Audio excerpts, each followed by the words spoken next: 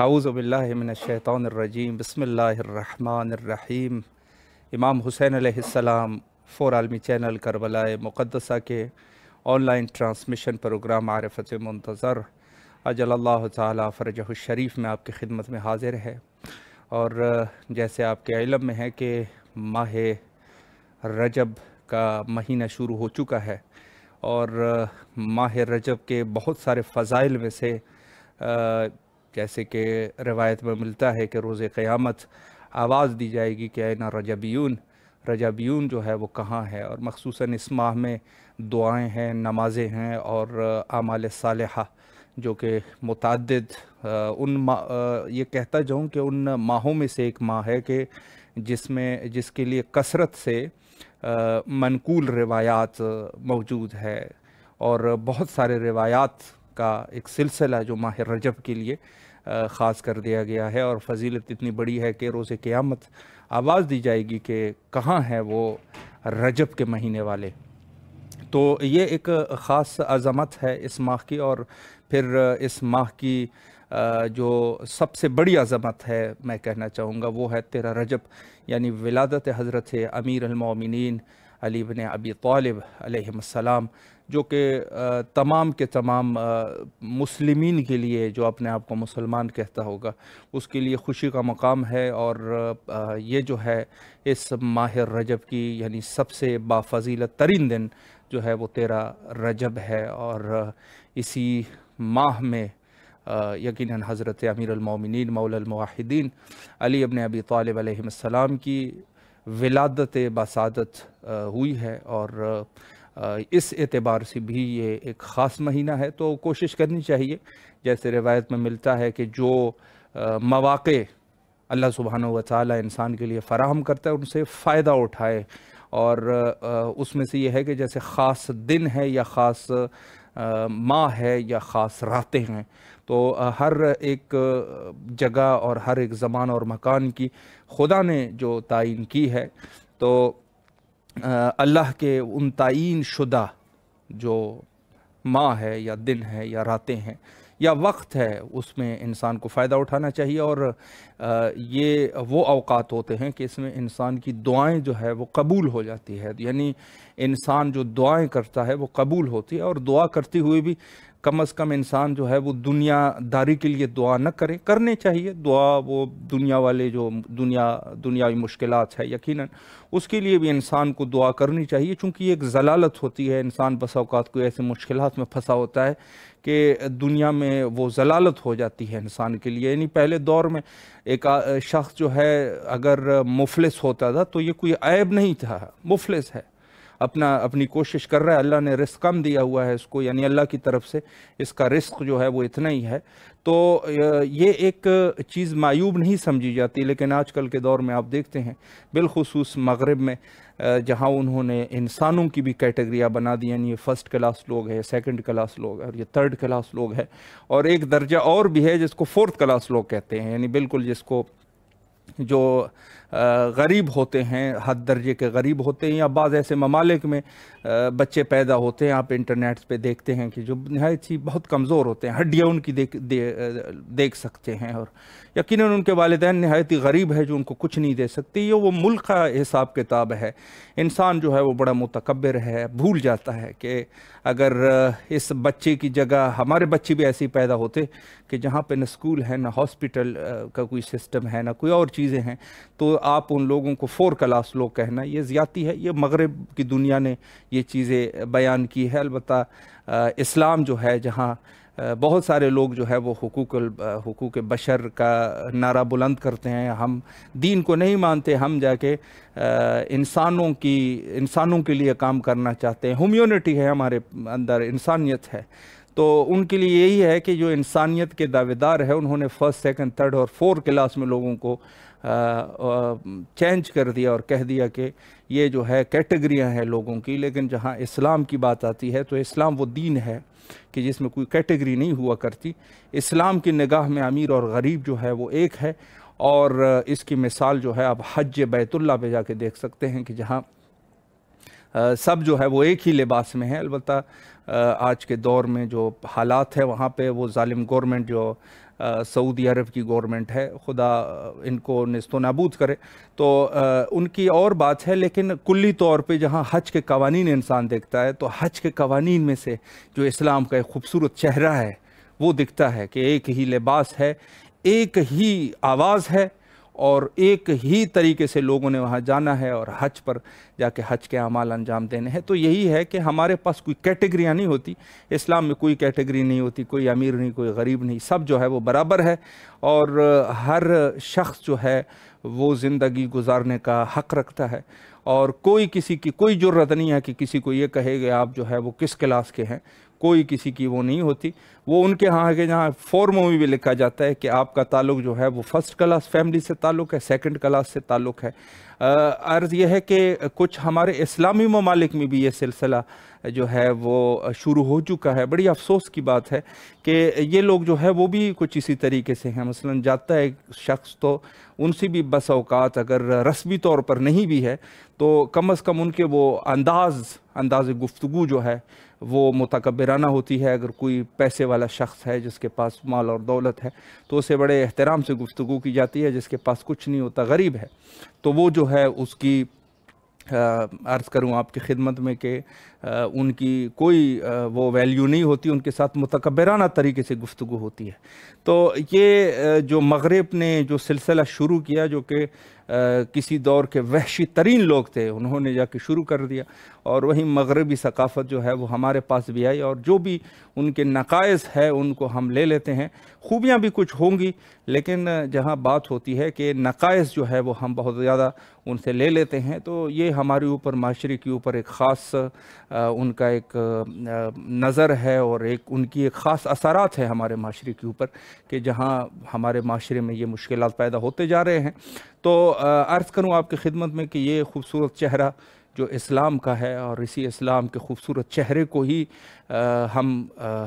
ہماری ذمہ داری ہے کہ اس چہرے کو لوگوں کے سامنے پیش کرے، اور وہ خوبصورت چہرہ اسلام کا دیکھ سکے، جہاں اسلام میں جو نقائص لوگوں نے پیدا کیے تھے بنی امیہ کے دور میں، بنی عباس کے دور میں ایسے نقائص پیدا کیے تھے جس کے اثرات آج بھی آپ دیکھ رہے ہیں، دہشت گردی، دھماکے، اور یہ مشکلات، لوگوں کے ساتھ ظلم، لوگوں کی ناموس، عزت، یہ کوئی چیز حفظ نہیں ہے۔ یہ کن کی وجہ، اس کی کیا وجہ؟ اس کی یہ ہے کہ یہ وہ اس زمانے کے جو دہشت گرد تھے، یہ انہی لوگوں کے پیروکار ہے، اور یہ انہی کے پیروکاریاں کر رہے ہیں۔ تو ہمیں اسلام کا خوبصورت چہرہ جو اہل بیت علیہ السلام کا دین ہے وہ دکھانا چاہیے۔ یہاں پر ایک چھوٹا سا بریک لیتے ہیں، انشاءاللہ العزیز پروگرام کے نیکسٹ سیگمنٹ میں حجت الاسلام المسلمین علی جناب مولانا سید شمسی رضا رضوی صاحب قبلہ کی خدمت میں انشاءاللہ رہیں گے، اور انشاءاللہ حضرت امام زمان علیہ السلام پر گفتگو کریں گے۔ یہاں پر ایک چھوٹا سا بریک لیتے ہیں اور دعائے حضرت امام زمانہ عجل اللہ تعالیٰ فرجہ الشریف کو سماعت کرتے ہیں۔ إلهي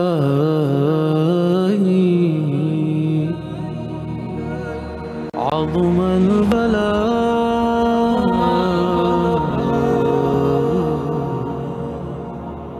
وبرح الخفاء وانكشف الغطاء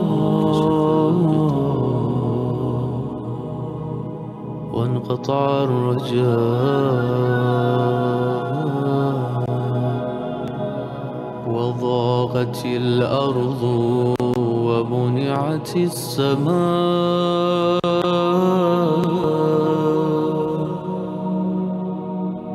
وأنت المستعان وإليك المشتكى وعليك المعول في الشدة والرخاء اللهم صل على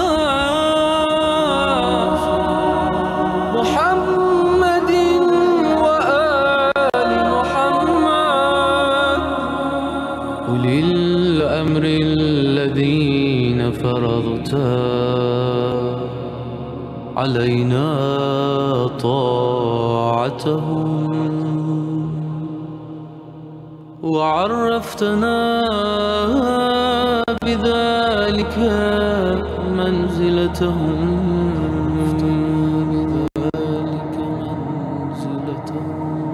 ففرج عنا بحقهم فرجا عاجلا غريبا كلمح البصر أو هو أقرب كلمح البصر أو هو أقرب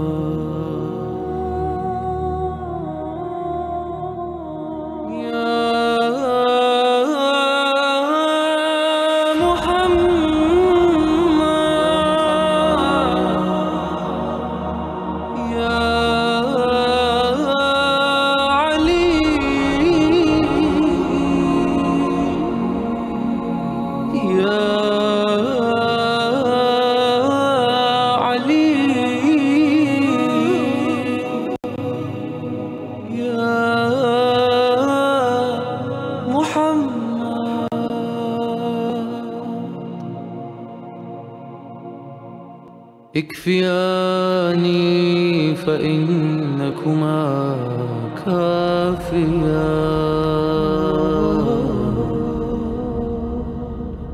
وانصراني فإنكما ناصران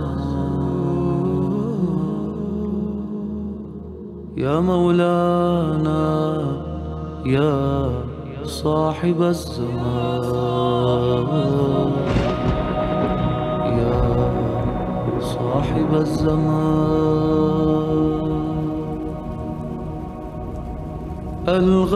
الغوث الغوث الغوث أدركني أدركني أدركني الساعة الساعة الساعة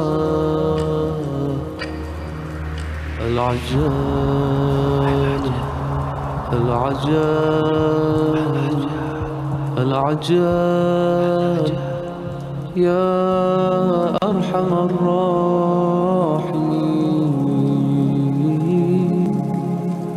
بحق محمد وآله الطاهرين. دوبارہ آپ کے حاضر خدمت ہے اور اس وقت آپ دعائے حضرت امام زمانہ عجل اللہ تعالی فرجہ الشریف کے خوبصورت اور پرمانہ کلمات کو ملاحظہ فرما رہے تھے. پروگرام کے سیگمنٹ میں ہمارے معزز مہمان حجت الاسلام المسلمین عالی جناب مولانا سید شمسی رضا رضوی صاحب قبلہ ہمارے ساتھ موجود ہے. انشاءاللہ العزیز گفتگو کا سلسلہ آگے بڑھائیں گے اور ان سے امام زمان علیہ السلام کے عنوان سے انشاءاللہ گفتگو کریں گے. السلام علیکم ورحمۃ اللہ وبرکاتہ. علیکم السلام ورحمۃ اللہ وبرکاتہ. قبلہ خیریت سے ہیں انشاءاللہ؟ طبیعت مزاج بخیر ہے؟ الحمدللہ خدا کا شکر ہے. سلامت رہے. قبلہ سب سے پہلے تو امام حسین علیہ السلام ٹی وی کے تمام اراکین کی طرف سے آپ کے نہایت ہی ممنون اور مشکور ہے کہ آپ نے اپنی قیمتی اوقات میں سے وقت نکالا اور دوسری طرف آپ سفر میں بھی تھے، اس کے باوجود بھی آپ تشریف لائے اور ہمیں خدمت کا موقع فراہم فرمایا.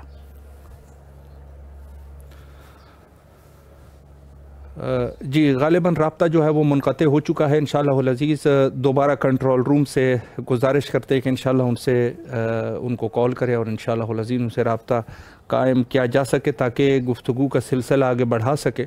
اور انشاءاللہ العزیز اس موقع کو جو اللہ سبحانہ و تعالی نے ہمیں نصیب فرمایا، اس میں انشاءاللہ امام زمانہ عجل اللہ تعالی فرجہ الشریف کے عنوان سے گفتگو کر سکے. نہایت ہی مہم موضوع ہے. خود ان دعاؤں کی ورد، یعنی دعاؤں سے مراد یہ ہے کہ ظاہر ہے کہ اپنے وقت کے امام کے ساتھ رابطہ قائم کرنا اور وقت کے امام کے ساتھ اپنے ارتباطات قائم کرنا یہ نہایت ہی ضروری ہے. اور اس کے لیے جو رستہ ہے معصومین نے جو بتایا ہے وہ یقیناً دعاؤں کا سلسلہ. اسی عنوان سے انشاءاللہ قبلہ کے ساتھ گفتگو کریں گے اور دوبارہ ہمارا رابطہ جو ہے وہ قائم ہو چکا ہے. جی قبلہ آپ آواز سماعت فرما رہے ہیں؟ جی بالکل آواز آ رہی ہے، فرمائیں۔ الحمدللہ۔ جی قبلہ، میں وقت کو ضائع کیے بغیر سوالات کا سلسلہ شروع کرنا چاہوں گا، اور پہلا سوال آپ کی خدمت عالیہ میں یہ ہے کہ ظاہر ہے کہ وقت کے امام کے ساتھ رابطہ قائم کرنا، ارتباطات قائم کرنا، یہ غیبت امام زمانہ علیہ السلام میں ہر مومن کی ذمہ داری ہے۔ تو ظاہر ہے سب سے اچھا رستہ جو ہے وہ دعاؤں کا رستہ ہے۔ تو میں یہ سوال کرنا چاہوں گا کہ غیبت امام زمانہ علیہ السلام میں کون سی دعائیں کثرت سے ان کی تلاوت کرنی چاہیے، اس پر اگر ایک وضاحت ہو جائے۔ اعوذ باللہ من الشیطان الرجیم، بسم اللہ الرحمن الرحیم، الحمدللہ رب العالمین۔ اولاً آپ کی خدمت میں اس سوال کا جواب اس طریقے سے دیا جائے کہ مولا امام زمان عجل اللہ تعالیٰ فرجہ الشریف جی کے جو غیبت خدا میں ہیں، صحیح، امام سے اپنا رابطہ مستحکم کرے۔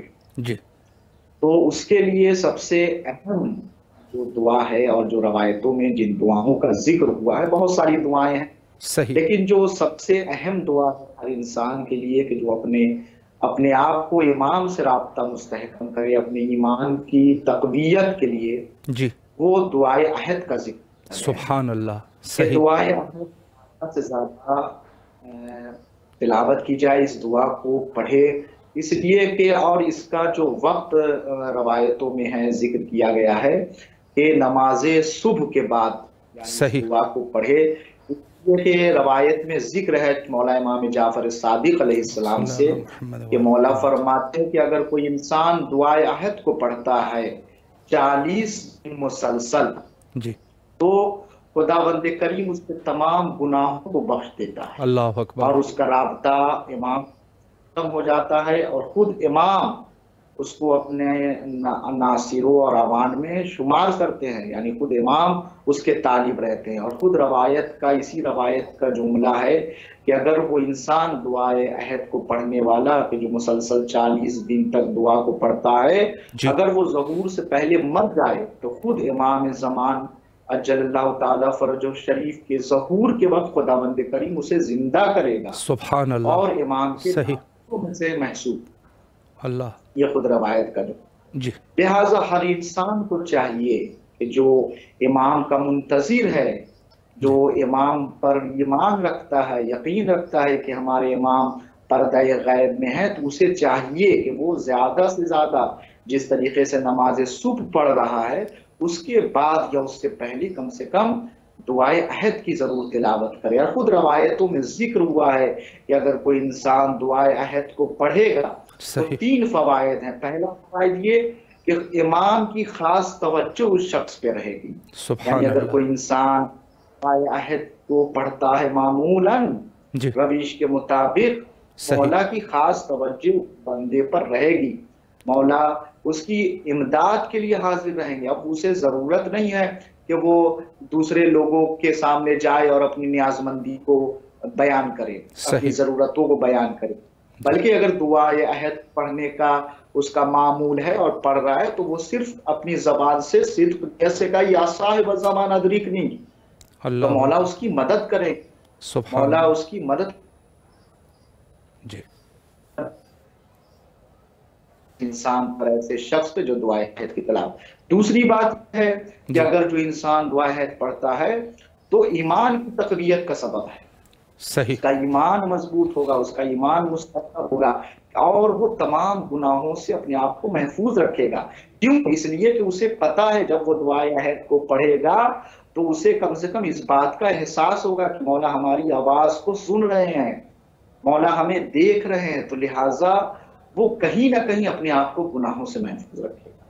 یہ گناہوں سے محفوظ رکھنا کہیں نہ کہیں ایمان کی تقویت کا سبب ہے، ایمان کے مضبوط ہونے کا سبب ہے۔ بے شک، اور تیسری بات جو سب سے اہم بات ہے کہ اگر کوئی انسان دعائے عہد پڑھ رہا ہے تو یعنی گویا کہ وہ امام کے ساتھ وعدہ کر رہا ہے، اللہ امام اکبر، کے ساتھ عہد کر رہا ہے، مولا ہم آپ کے ساتھ، ہم جو ہے ظہور کے وقت اور آپ کے ناصروں میں سے ہوں گے، ہم آپ کے مددگاروں میں سے ہوں گے، آپ کے غلاموں میں سے، یعنی ہم آپ کے تابع مطیع اور فرما بردار ہوں گے۔ صحیح، لہٰذا ہر انسان کو چاہیے کہ دعائے عہد کی ہر دن तिलावत करे और दुआ को ज्यादा से ज्यादा पढ़े। सही। और दुआए नुतबा के भी बारे में जिक्र हुआ है, कम जी। से कम दुआए नुतबा को ईदों में पढ़े। खुद रवायत का जुमला है कि ईद उल फित्र, ईद उल अजहा और जुमा का दिन और ईद गदीर का दिन। जुमा का दिन क्या, ईद का दिन है। बेशक। लिहाजा हर इंसान को चाहिए कि दुआए नुतबा भी कम से कम जुमा के दिन जरूर सही। इसकी तिलावत करे, पढ़े दुआए नुतबा। इसलिए कि दुआए नुतबा भी क्या है, दुआए नुतबा भी ईमान की तक़वियत का सबब है, मौला बेशक। से अपने रवाबित को मुस्तहकम करने का एक बेहतरीन वसीला है। बेशक। इंसान कम से कम हफ्ते में एक मरतबा दुआए नुतबा जरूर पढ़े। और खुद जो है मुख्तलिफ रवायतों में, मुख्तलिफ वाक़यात में अहमियत को बयान किया गया है कि दुआए नुतबे की कितनी ज्यादा अहमियत है। सही।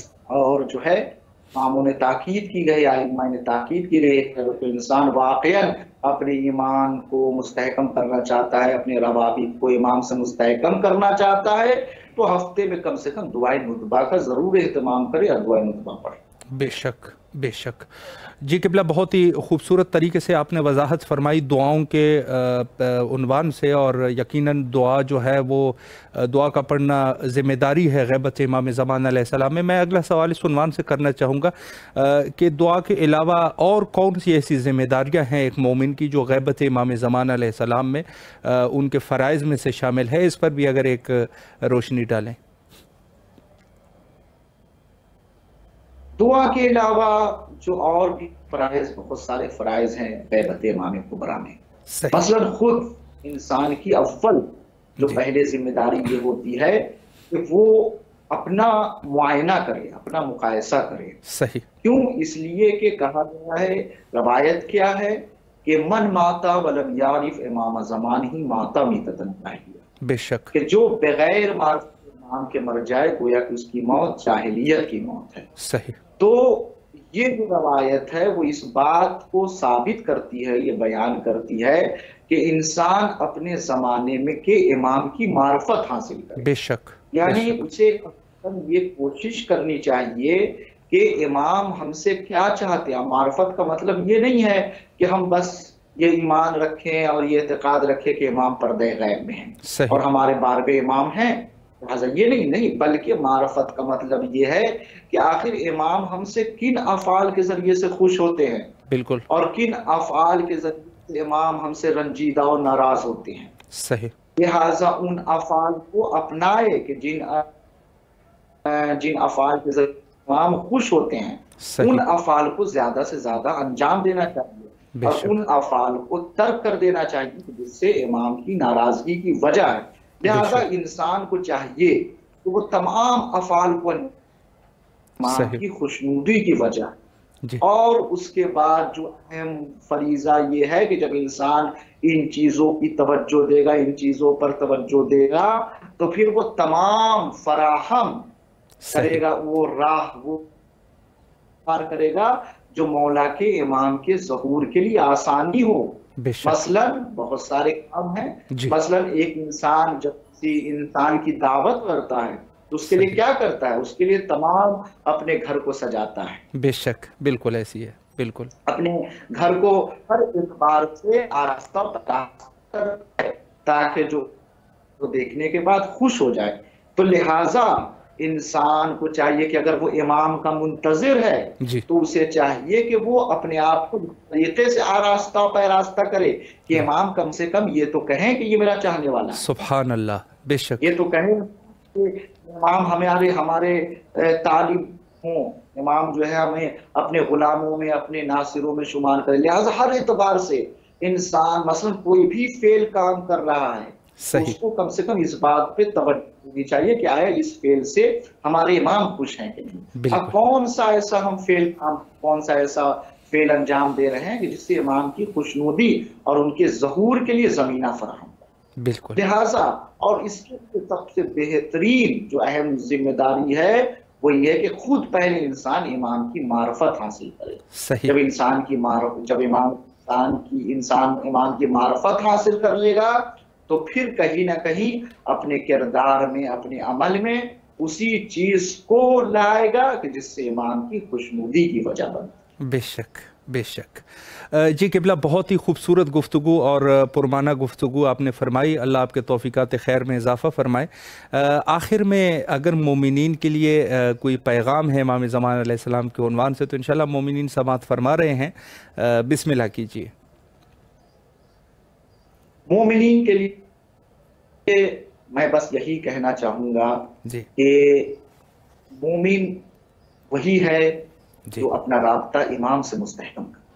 بے شک مومن وہی ہے کہ جب اپنا ایمان، اپنا تمام صحیح احساسات امام کے حوالے کرے، بے شک یعنی اس کی تمام اعمال اور اس کے تمام حرکات و سکنات اس طریقے سے ہوں جس طریقے سے امام دیکھنا چاہتے ہیں۔ سبحان اللہ، اور بے شک انسان سعی کرنی چاہیے کہ اپنی زندگی میں وہ زیادہ سے زیادہ امام سے اپنا رابطہ مستحکم کرے، دعاؤں کے ذریعے سے، بالکل صلوات کے ذریعے سے، اپنے کردار کے ذریعے سے امام کو یاد کرے۔ اور جب انسان بستر پہ جائے جی تو کم سے کم ایک مرتبہ السلام علیکہ یا صاحب الزمان ضرور سبحان کہے، اللہ، بے شک اور بے شک امام کو سلام کرے، اس بالکل لیے کہ اس کو جب ان سب چیزوں کی توجہ رہے گی، ان سب باتوں کا اسے دھیان رہے گا، تو پھر وہ کیا کرے گا؟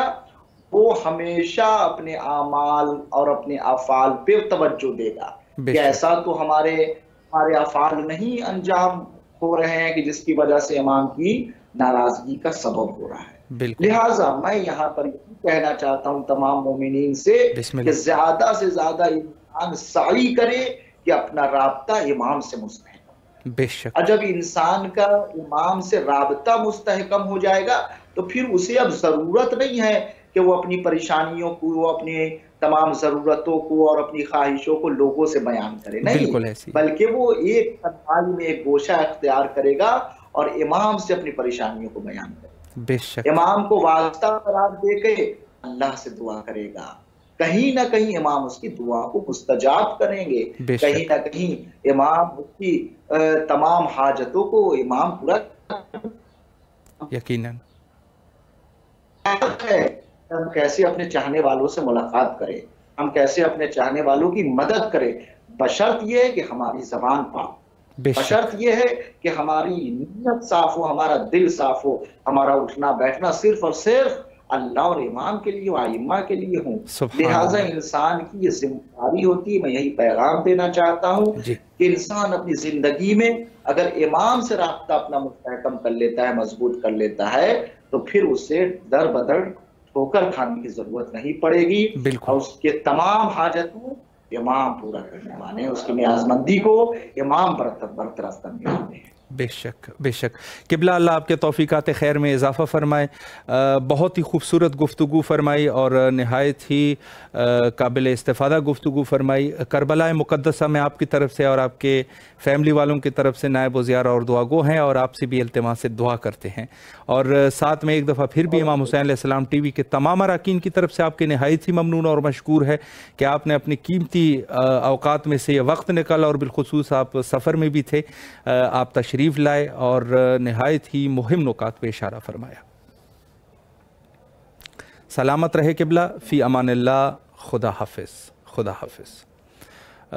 جی یہ تھے ہمارے ساتھ حجت الاسلام المسلمین عالی جناب مولانا سید شمسی رضا رضوی صاحب قبلہ، بہت اچھی گفتگو فرمائی، اور سفر میں بھی تھے، یقیناً مشکلات ہوتے ہیں، اور لیکن اس کے باوجود بھی مومنین کے لیے یہ خدمت ہے علماء کی کہ چاہے جس عنوان سے بھی ہو اور جہاں مشکلات ہو، لیکن مومنین تک میسج جو ہے وہ جانا چاہیے۔ تو قبلہ تشریف لائے اور بہت ہی خوبصورت گفتگو فرمائی اس مختصر سے وقت میں۔ عرض کروں آپ کی خدمت میں کہ جیسے انہوں نے پیغام دیا کہ ہمارے ہر ایک مومن کی خاص ایک ذمہ داری یہ ہے کہ وہ جو کام بھی کرے اپنے وقت کے امام کے لیے کام کرے، یعنی اگر انسان کسی سے محبت کرے تو امام کے لیے محبت کرے، اگر کسی سے نفرت کرے تو بھی امام کے لیے نفرت کرے، یعنی معیار جو ہے وہ وقت کا امام ہونا چاہیے۔ بہت خوبصورت پیغام، انسان جو ہے وہ رابطہ قائم کرے اپنے وقت کے امام کے ساتھ، اور رابطہ جو جو رابطہ ہے اس کو قائم کرنے کے بعد جیسے انہوں نے فرمایا کہ انسان جو ہے وہ بنیاز ہو جاتا ہے دوسرے لوگوں سے بنیاز ہو جاتا ہے، چونکہ وقت کے امام کے ساتھ اس کا جو رابطہ ہو گیا تو پھر اس کو کسی کی کیا ضرورت ہے، دنیا والوں کی اور دنیا دار لوگوں کی ضرورت ہی نہیں ہے، چونکہ وقت کے امام کی رضا جو اس کو حاصل ہو گئی اور وقت کا امام ان سے راضی ہے، تو باقی دوسرے لوگوں کو راضی کرنے کی کیا ضرورت۔ بہت خوبصورت طریقے سے انہوں نے جو پیغام دیا، یقیناً بڑا پرمعنی پیغام ہے کہ رابطہ جو وقت کے امام کے ساتھ ہے وہ ہمیں قائم کرنے کی کوشش کرنی چاہیے، اور رابطہ اگر جب انسان قائم کر لیتا ہے تو پھر انسان کو خود بھی وجود میں بھی پتہ چل جاتا ہے کہ اس ٹائم میں کیا کر رہا ہوں اور کیا میں کرنا چاہتا ہوں، اور امام جو ہے وہ مجھ سے راضی ہے کہ راضی نہیں ہے، یہ انسان خود سمجھ جاتا ہے کہ میں اس وقت کس پوزیشن میں ہوں۔ ہم دوسرے لوگوں سے بہت ساری چیزوں کو چھپاتے ہیں، لیکن اپنے ذات سے کوئی چیز نہیں چھپی ہوتی، تو اسی طریقے سے یہ چیز بھی ہے کہ اگر انسان جو ہے واقعاً اپنے اس معیار پہ ہے کہ جو معیار امام کا معیار ہونا چاہیے، تو یقیناً انسان جو ہے اس کو اپنا خود کا اندازہ ہو جاتا ہے، اور حتیٰ یہ بھی پتہ چل جاتا ہے کہ اگر میں دعا کروں تو خدا رد بھی نہیں کرے گا۔ یہ بہت مہم ہے، یعنی انسان جو ہے وہ خود اس کو اپنے وجود کا پتہ چل جاتا ہے کہ اگر اس وقت میں دعا کروں تو امام جو ہے وہ میری دعا کو مستجاب فرمائیں گے۔ آپ نے دیکھا ہوگا کہ بہت سارے ایسے لوگ جو خدائی لوگ ہوتے ہیں وہ اکثر دنیا کی دعائیں نہیں کرتے، دین کی دعائیں کیا کرتے ہیں۔ دین کی دعائیں کیوں کرتے ہیں؟ چونکہ یہ زندگی جو ہے وہ مختصر ہے، اچھی گزرے بری گزرے، لیکن جو ابدی زندگی ہے، جو انسان کی ساری زندگی وہاں پر رہنا ہے ایک شخص نے، تو اس کے لیے یقیناً ہمارے پاس توشہ آخرت ہونی چاہیے، اور یہ جو اعمال خیر آپ انجام دیتے ہیں یقیناً یہ توشہ آخرت ہے، اور اسی سے ہی انسان جا کے اس زندگی میں جو کہ ابدی زندگی ہے وہاں پر یہ چیزیں جو ہے وہ کام آنے والی چیزیں ہیں، اور یہ چیزیں نہایت ہی مہم ہے جو کہ ضرورت ہے۔ یہاں پر ایک چھوٹا سا بریک لیتے ہیں اور فرمان معصوم علیہ السلام سے مستفید ہوتے ہیں۔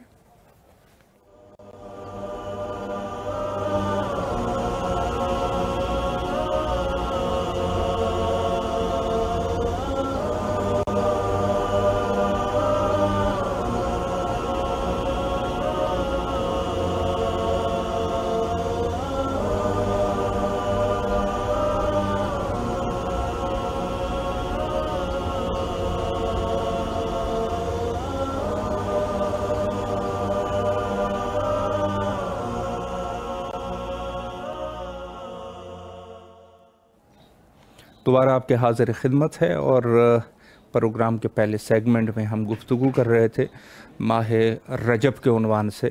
تو عرض کروں آپ کی خدمت میں کہ دیکھیں کچھ ایسے ماہ ہیں کہ جہاں اس ماہ کی بزرگی جو ہے وہ زیادہ ہے۔ خدا کا نظام ہے کہ بعض ماہ کو بعض ماہ پر فضیلت دی، اور بعض دنوں کو بعض دنوں کے اوپر فضیلت دی، بعض اوقات کو بعض اوقات پہ فضیلت دی۔ اللہ سبحانہ و تعالیٰ کی منشا ہے، اور جو رستہ ہدایت ہے وہ ہمارے لیے ہم تک اس کی رسائی ہو چکی ہے معصومین علیہ السلام کے ذریعے سے۔ تو جن چیزوں کی طرف معصومین نے ہمیں وادار کر دیا اور ہمیں ان چیزوں کی طرف رغبت دلائی کہ یہ چیزیں جو ہے وہ مہم ہیں، ان کی زیادہ سے زیادہ ہمیں ان دنوں میں خصوصاً کوشش کرنی چاہیے کہ یہ دن ہمارے ایسے فضول نہ جائے۔ دیکھیں بات یہ ہوتی ہے کہ ایک چیز انسان جب ہاتھ سے ایک چیز نکل جاتی ہے تو وہ پھر ہاتھ نہیں آتی، اور اس میں ایک ہے وقت ہے۔ وقت آپ کا اگر ایک دفعہ جو ہے وہ ہاتھ سے نکل گیا تو پھر وہ وقت آنے والا نہیں ہوتا، اور یہ یقین جانے کہ آج کا دن جو ہے وہ کل کے دن سے، اگر انسان کل کو زندہ بھی ہے تو آج کا دن جو ہے بہترین موقع ہے، نہ کہ کل کا دن۔ کل کے دن سے آج کا دن بہتر ہے، اور آج کے دن میں یہ وقت بہتر ہے کہ جس وقت ہم زندگی گزار رہے ہیں۔ تو عرض کروں آپ کی خدمت میں کہ انسان کی تقدیر اور سوچ اور فکر، اس کے لیے اگر ایک وقت بھی انسان کو نصیب ہو جائے، اللہ کی منشا ہوتی ہے تو انسان کی ہدایت ہو جاتی ہے، اور اس کی وہ ان چیزوں کی طرف صفقت حاصل کر جاتا ہے کہ جو اللہ کی مرضیاں ہوتی ہے اور جو اللہ ہم سے چاہتا ہے اس کی طرف انسان چلا جاتا ہے۔ تو عرض کروں آپ کی خدمت میں کہ سب سے پہلے اگر ایک شخص نے انسان کامل بننا ہے تو انسان کامل پر بہت ساری کتابیں بھی لکھی جا چکی ہے اور بہت سارا کچھ اس کے اوپر لکھا جا چکا ہے۔ بعض لوگ جو ہے کتابوں کے پیچھے رہتے ہیں، مثلا کتابیں کیا، یہ فلان عارف نے کون سی کتاب لکھی ہے، فلان عارف نے کون سی کتاب لکھی ہے۔ یہ سب چیزیں جو ہے ان چیزوں سے بہتر یہ ہے کہ انسان جو ہے ہمارے پاس آلریڈی کتابیں موجود ہیں اور اس سے بڑا عرفان کوئی ہو نہیں سکتا۔ سب سے پہلے جو سب سے بڑی عرفان کی کتاب ہے وہ تو قرآن مجید ہے، کہ جس سے بڑی کوئی کتاب نہیں ہے، کہ جہاں انسان جو ہے وہ ہر چیز وہاں پر موجود ہے۔ انسان ہر چیز، جو چیز چاہے، جس چیز کی طرف جانا چاہیے وہ قرآن میں موجود ہے، اور اسی سے انسان کے ہدایت کے لیے کتاب کافی ہے۔ خدا کا وعدہ ہے، یہ کتاب کوئی طب کی کتاب نہیں ہے، یہ کتاب کوئی تاریخ کی کتاب نہیں ہے، یہ کتاب کوئی دوسری چیزوں کی کتاب نہیں ہے، یہ صرف ہدایت کی کتاب ہے کہ انسان جو ہے اگر اس کتاب کے ذریعے سے ہدایت ہو سکتی ہے، اور یہ ہدایت کے لیے کافی کتاب ہے۔ فرمایا کہ یہ کتاب جو ہے ہدی للمتقین، متقین کو جو ہے وہ ہدایت کرتا ہے، بس اس کے لیے تقوی کی ضرورت ہے۔ قرآن ہر جگہ پر ہے، قرآن جو ہے وہ ہر جگہ پر موجود ہے۔ کفار کے پاس بھی قرآن موجود ہے، یہود کے پاس بھی موجود ہے، نصرانی کے پاس بھی موجود ہے، زرتشت کے پاس بھی موجود، ہر شخص کے پاس قرآن موجود ہے، لیکن قرآن جو ہے وہ اس شخص کی ہدایت نہیں کرے گا جب تک کہ وہ متقی نہ ہو جائے، تقویدار نہ ہو۔ یہ کتاب قرآن جو ہے یہ انسان کی اس شخص کی ہدایت کرتا ہے کہ جو تقویدار آدمی ہو، جس کے پاس تقوی ہو، اس کی ہی یہ صرف جو ہے وہ ہدایت فرماتا ہے، اور یہ ہدایت کے لیے کافی کتاب ہے۔ تو دوسرے عرفان کی سب سے بڑی کتاب قرآن ہے۔ صحیفہ سجادیہ جیسی کتاب ہمارے پاس موجود ہے، اس سے بڑی کوئی کتاب ہی نہیں ہے عرفان کی۔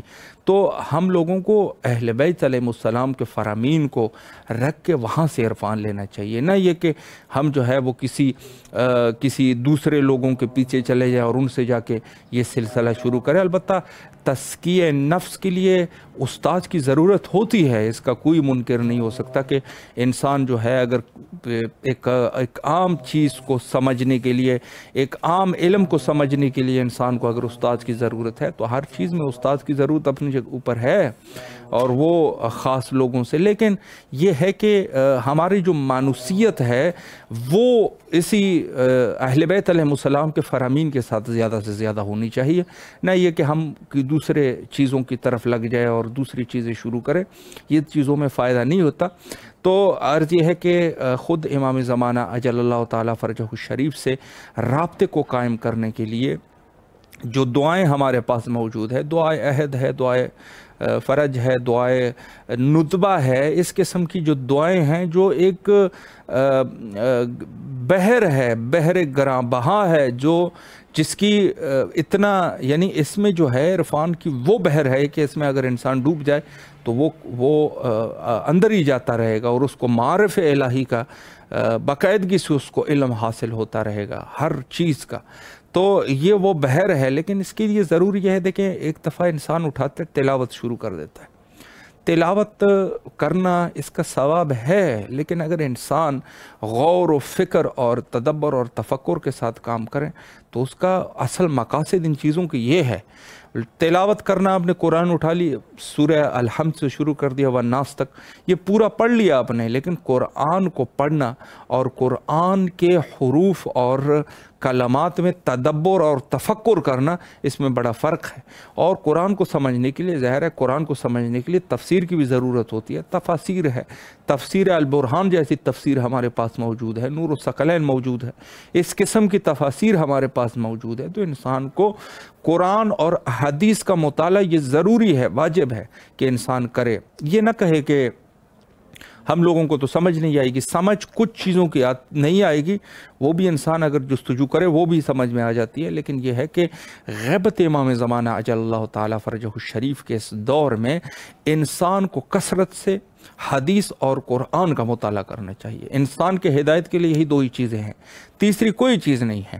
تیسری کوئی چیز نہیں ہے۔ ہدایت کے لیے دو چیزیں ہیں، قرآن ہے اور حدیث ہے، تو ان چیزوں میں غور و فکر کرنی چاہیے۔ اور امام زمانہ عجل اللہ تعالیٰ فرجہ الشریف کے اس دور میں جہاں آپ دیکھتے ہیں بڑے سے بڑے فقہا جو ہے وہ نکلے ہیں، اور حتیٰ دوسرے ائمہ اطہار علیہ السلام کے دور میں زیادہ لوگ جو تھے وہ اپنے علم اور ان چیزوں کے پیچھے تھے، لیکن یہ غیبت کبریٰ کا دور جو ہے اس میں بات یہ ہوئی کہ چونکہ وقت کے امام پردے غیب میں ہیں تو زحمات جو ہے وہ دوبالا ہو گئے، اور بڑے زحمات اٹھا کے علماء جو ہے انہوں نے زحمت کی اٹھائی، اور یہاں تک کہ چونکہ اس دور میں دیکھیں اگر کوئی اشکال اور ابہام ہوتا تھا تو وہ امام کی ذمہ داری ہوتی تھی کہ اس ابہام کو اور اس اشکال کو رفع کر سکے۔ مثلا بہت سارے فتنے جو ہے وہ اٹھ جاتے تھے اس دور میں، تو امام کہہ دیتے تھے کہ یہ فرقے جو ہے، یہ جس نے یہ فتنہ اٹھایا ہے یہ زالہ لوگ ہے، یہ وہ فرقہ زالہ ہے کہ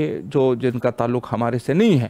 لیکن غیبت امام زمانہ اجل اللہ تعالیٰ فرجہ الشریف میں تھوڑا سا فرق کرنا بھی مشکل ہے، لہٰذا اسی وجہ سے ہی قلم جو ہے وہ اٹھ جاتے ہیں اور تفکر اور تدبر کی حد ہو جاتی ہے۔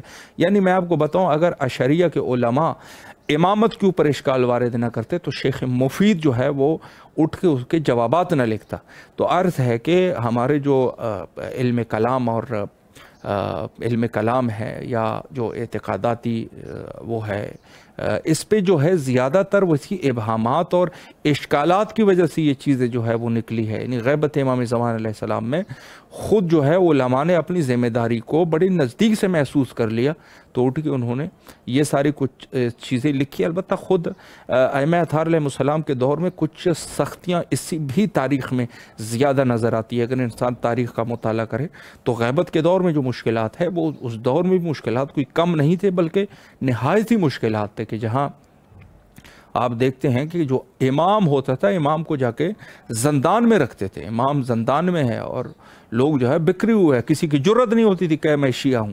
آج کل کے دور میں تو بحمد اللہ تعالیٰ آپ دیکھ رہے ہیں کربلا مقدس ہے بہترین، یہاں پر زائرین کی ابھی بھی نہایت ہی ہر ملک سے، یعنی اس حالات میں یہ جو دور ہے، اس دور میں ظاہر ہے بیماریاں اور وبائیں، اس کے باوجود بھی یہاں کربلا میں جو ہے وہ رش ہے۔ اور آپ دیکھ رہے ہیں کہ یہاں کربلا میں ہم بیٹھ کے مذہب حقہ کی گفتگو کر رہے ہیں، کسی دور میں یہ چیزیں نہیں ہوتی تھی۔ اور اس کے علاوہ جو ہے بنی امیہ بنی عباس کے دور تو نہایت ہی سخت دور، حتیٰ یہ جو حکومت عثمانیہ میں بھی مذہب شیعہ کے کتب کے اوپر شدید پابندی تھی۔ کتابیں ہماری موجود تھی لیکن یہ کتابیں دبی رہی، دوسروں کی کتابیں اٹھاتے تھے چونکہ ان کا وہ اعتقاد ہوتا تھا، وہ سنی مذہب سے تعلق رکھتے تھے۔ تو یہ سب کے سب جو ہے وہ دور گزرے ہیں کہ جہاں ایک شیعہ اپنے آپ کو شیعہ نہیں کہہ سکتا میں شیعہ ہوں، علماء نے جا کے تقیے کے دائرے میں رہ کر یہ جو خدمت کی ہے یہ انہوں نے کی ہے۔